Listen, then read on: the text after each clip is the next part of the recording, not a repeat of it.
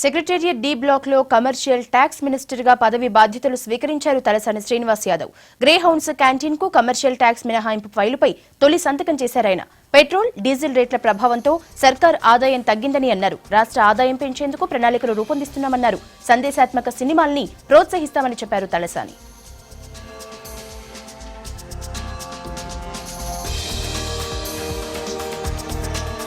ఎవరినో వ్యాపారస్తులను ఇబ్బంది పెట్టాలి, లేకపోతే రకరకాల ఎక్స్పెరిమెంట్ చేయాలనేటువంటి ఆలోచన ప్రభుత్వానికి 1% కూడా ఉండదని చెప్పి నేను ఈ సందర్భంగా తెలియజేస్తా ఉన్నాను.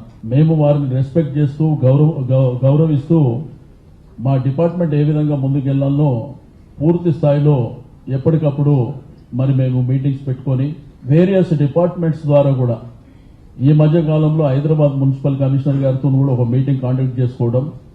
అయితే ఇవి సైమల్టేనియస్గా ఇవన్నీ జరుగుతున్నటువంటి విషయాన్ని కూడా నేను ఈ సందర్భంగా తెలియజేస్తా ఉన్నాను. ఫిలిం డెవలప్మెంట్ కార్పొరేషన్ సినిమా ఆటోగ్రఫీ కూడా డిమెర్జర్ కాలేదు.